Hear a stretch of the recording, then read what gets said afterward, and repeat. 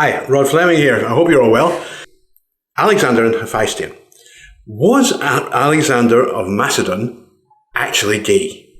And this is a trope that gay activists have been punting for a significant amount of time now, to the point that it's almost become an orthodoxy. Alexander was gay. Like hell he was.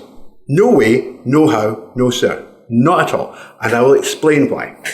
First thing is, gay is actually a lifestyle. And there are actually several lifestyles globally called gay, which are not the same. But the Western gay lifestyle is a highly politicized, anti-establishmentarianism, establishmentarianist lifestyle, which exists in part to destroy the establishment. Alexander was the bloody establishment. He was the king. How is that possible for him to be gay in those terms? The fact is that gay, in the sense that is meant in the West today, did not exist. It absolutely didn't exist until about 1950.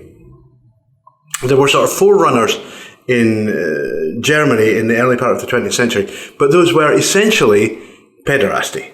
The idea that gays of the same, men of the same age and similar social class, badab, would actually have penetrative sex didn't exist.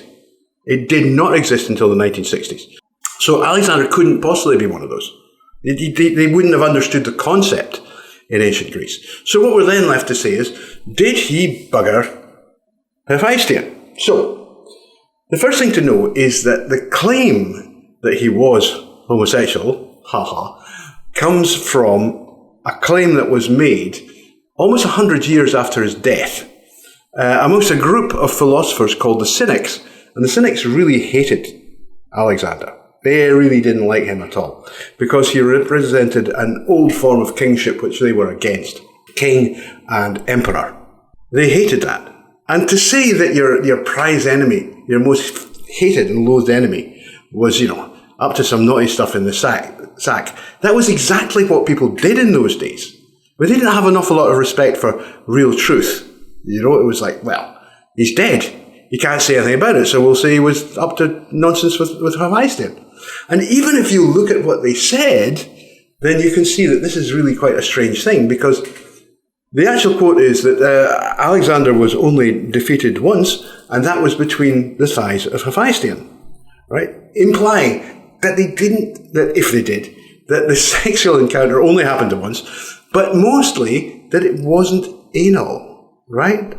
The Greeks practiced, and this is still practiced in many parts of the world today, usually as a form of contraception, practice a thing called inter-crural sex. And in this, the one male puts his penis between the thighs of the other, usually using a little bit of oil as lubricant, and he pushes back and forward until he has an orgasm, right? And then returns the favour, sort of thing. No actual penetration. Sorry, boys.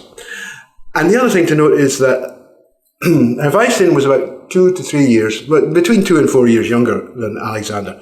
It's not really very easy to be sure when you're talking about people who lived 2,500 years ago. But never mind. We're pretty sure that he was the younger party by a couple of years, maybe more. Now, in many cultures, it's not at all unusual for older boys to, shall we say, lead younger boys in the matter of sex. Now, what that will mean is having sex with them, because these are cultures where there are no girls available, right? I mean, this is something that, Americans particularly just forget, because they think, why didn't they just screw a girl? Well, the fact is they couldn't. It would be like trying to screw an unmarried girl in Pakistan today. You would end up dead in a big hurry if you tried stuff like that. You would end up dead, and quite possibly so would the girl. So what are men to do? What are young men to do? Fit, healthy young men with their bodies full of testosterone, and needing to be despunkified, well, they help each other out. That's all it is. In fact, what it is a kind of situational homosexuality, and I've discussed this before, situational homosexuality, in which the homosexual behaviours only occur because of the situation the men find themselves in, i.e. there's no women handy. So, come on, let's do something else. It's not that they're attracted to men at all. They just want to have a nice orgasm. And if somebody figures out a way to do it, oh, well, come on, we'll try that. That happens all over the world. I mean, I know, USDC has to understand that it's a very, very weird place, founded on really unpleasantly nasty puritanical concepts, but with this weird libertarian overlay thrown on the top. And unfortunately, the puritanical bit keeps coming out in American thinking, US American thinking, that is, definitely not all the other Americans. And what you have to understand is that you can't look at the world through Puritan eyes. I mean, it's like asking a Taliban what the rest of the world is like. How would he know?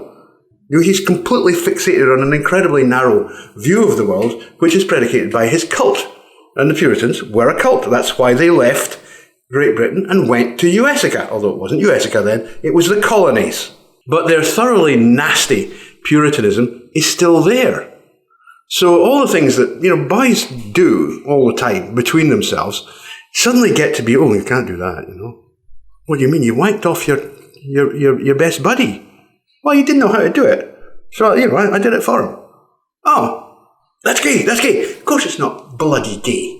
Of course it isn't. It's just, boys fooling around, being boys. I can show you how to do that better than that. No, come on. This is not gay behaviour.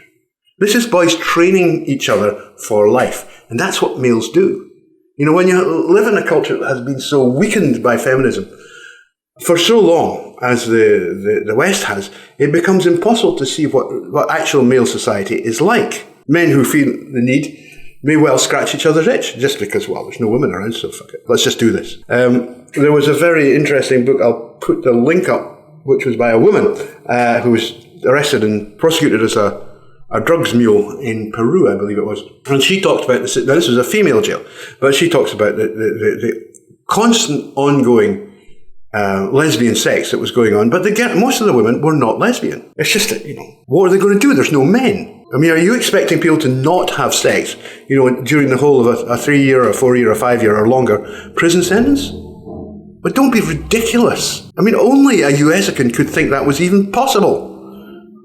They sort themselves out, And I'll put the link up because it's very interesting. The book isn't particularly interesting, but this part of it, yeah, fascinating.